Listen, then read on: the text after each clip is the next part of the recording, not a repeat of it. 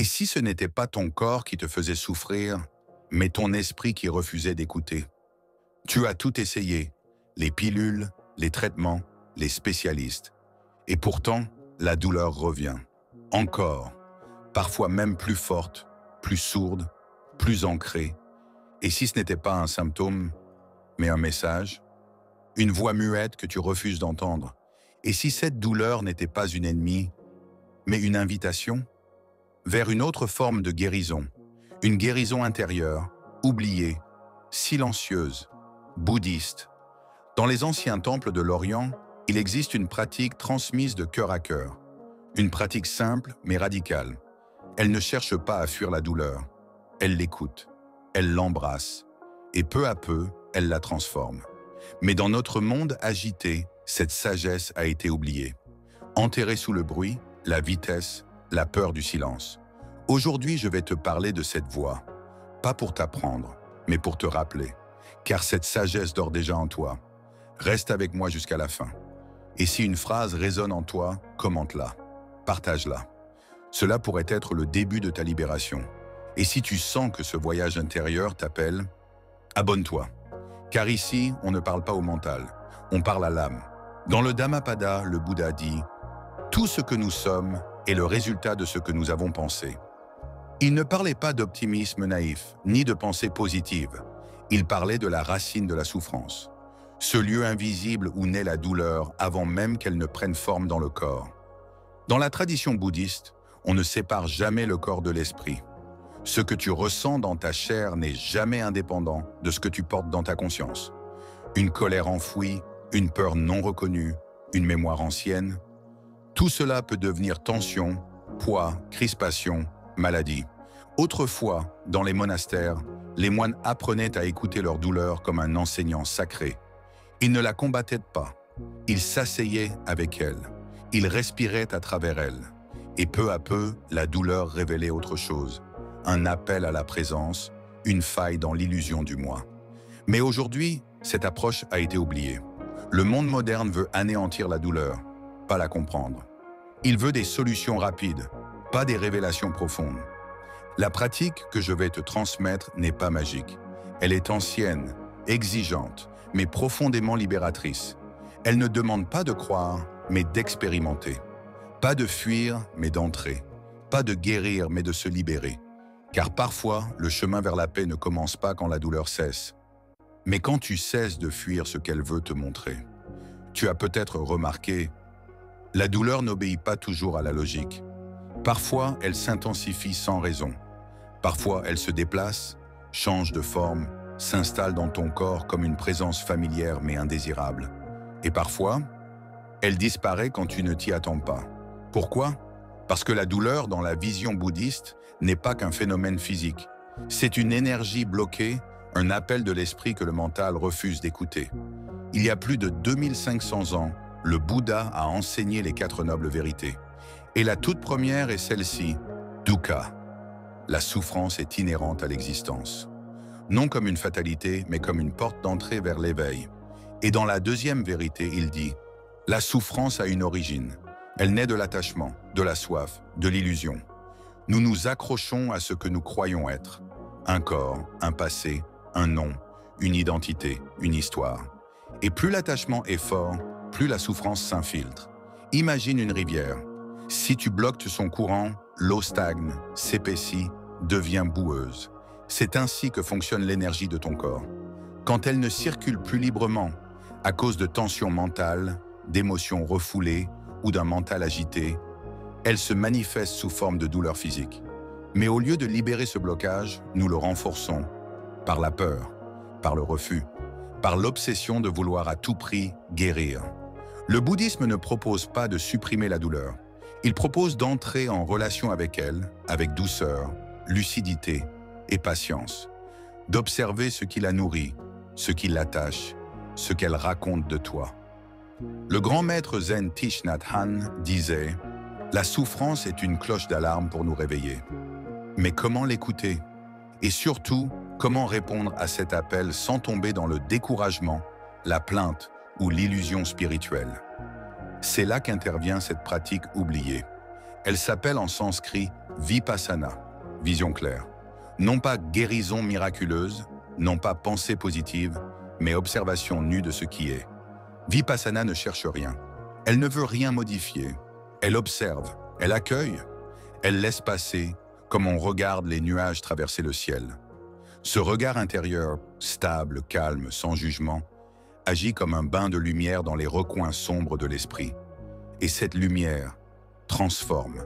Lorsque tu t'assois en silence et que tu portes ton attention non sur la douleur, mais sur la relation que tu entretiens avec elle, tu découvres quelque chose d'étonnant. La douleur a une forme, une voix, un cycle. Et parfois, elle contient un souvenir, un nœud, une croyance. Ce n'est pas ton dos qui souffre, ce n'est pas ton ventre. C'est ton âme qui crie à travers ton corps. Mais si tu continues à fuir, à médicaliser ton silence, à occuper ton esprit de distraction, tu ne l'entendras jamais. Tu peux commencer simplement. Assieds-toi, respire. Observe la sensation sans la nommer, sans la juger, et demande-toi, à quoi cette douleur m'attache-t-elle? Que suis-je en train de refuser? Suis-je prêt à écouter sans vouloir contrôler?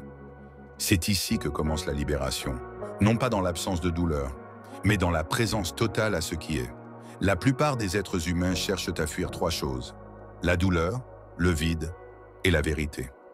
Et pourtant, dans l'enseignement du Bouddha, ces trois éléments ne sont pas des ennemis. Ils sont les portails de la transformation. Tu veux guérir, mais es-tu prêt à perdre ce que tu crois être pour le faire? Car tant que tu continues de t'identifier à ton corps, à tes pensées, à ton histoire, la souffrance trouvera un point d'ancrage. Dans le bouddhisme, on parle souvent de l'illusion du moi.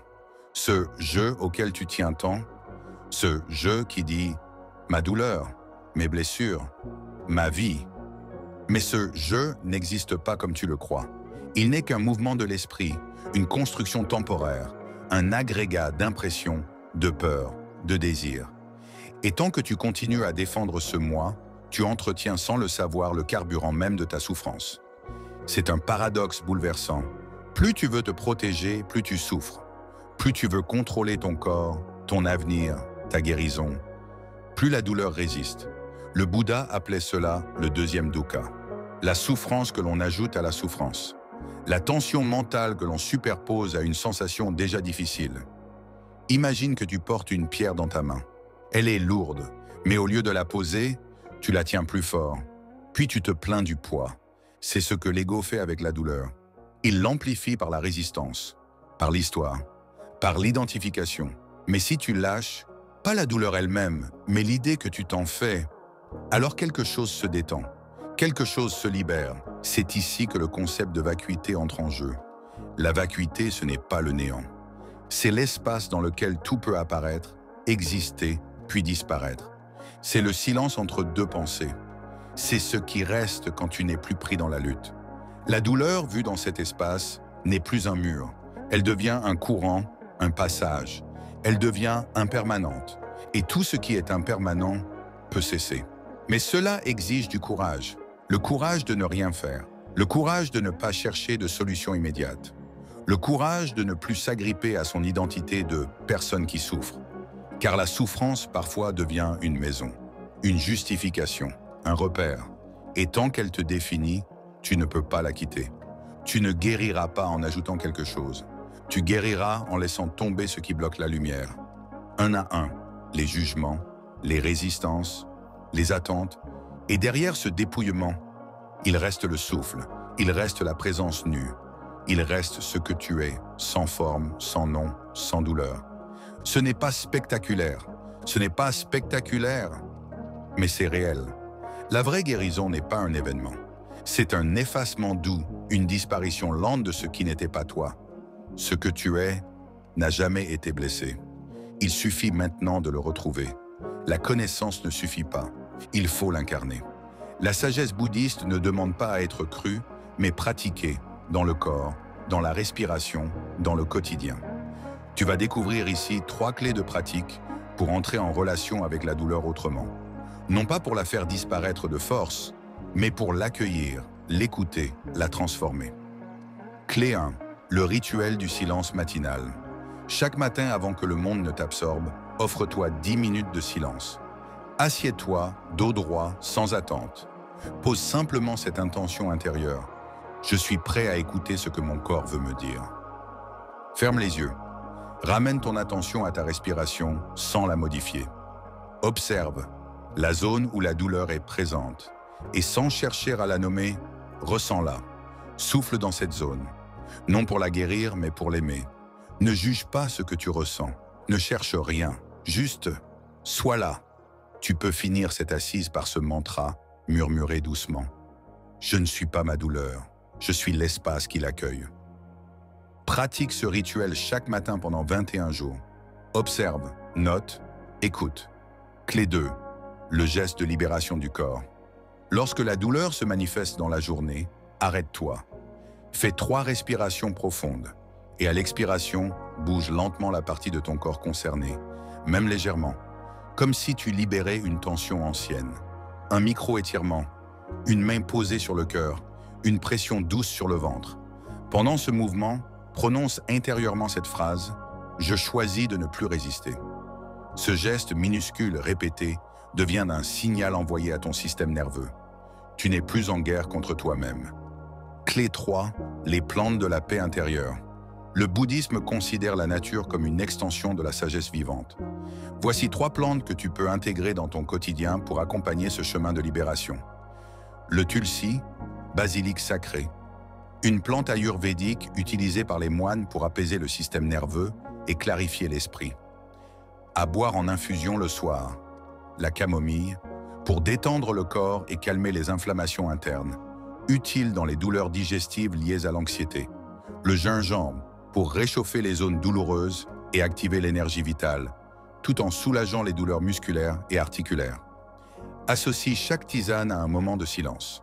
Bois en pleine conscience, sans distraction, en récitant mentalement ce mantra « Je bois la paix, je respire la guérison ». Les obstacles du chemin. Tu vas oublier, tu vas douter, tu vas peut-être penser que cela ne fonctionne pas. C'est normal. Ton mental va chercher à revenir dans le contrôle, dans la logique, dans l'analyse. Mais ce que tu pratiques ici, c'est l'abandon du combat. C'est l'ouverture à une intelligence plus profonde. Celle du corps, de l'intuition, du silence. N'interromps pas la pratique sous prétexte que tu ne ressens rien. Continue, répète, ancre, car la guérison ne vient pas d'un miracle. Elle vient de la cohérence intérieure, jour après jour. Tu as marché avec moi à travers ce chemin de douleur, de vérité et de libération. Et peut-être, quelque chose en toi a changé. Pas forcément ta douleur, mais ton regard sur elle. Tu as compris que ce n'est pas toujours le corps qui crie, mais l'âme. Et que ce cri ne demande pas un médicament, mais une présence. Tu as compris que vouloir guérir à tout prix, c'est parfois une autre forme de résistance. Et que l'espace qui libère, c'est celui qui cesse de fuir. Tu as découvert que derrière chaque tension, chaque crispation, chaque souffrance, il y a une mémoire, un attachement, une peur. Et qu'en les écoutant, vraiment, sans masque, sans volonté de contrôle, alors commence une transmutation silencieuse. Tu as appris à respirer avec la douleur, à ne plus lui faire la guerre, à poser ta main là où ça fait mal, non pour réparer, mais pour aimer. Tu n'as rien à ajouter à ce que tu es. Tu n'as rien à atteindre.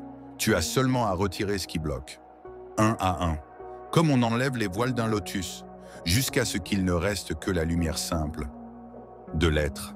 Je ne peux pas marcher ce chemin à ta place, mais je peux t'y accompagner en déposant ici, à chaque vidéo, un éclat de sagesse, un miroir silencieux, une clé oubliée. Alors si quelque chose a vibré en toi, si tu sens que cette voix est la tienne, je t'invite à t'abonner, à commenter une phrase, une question, une présence.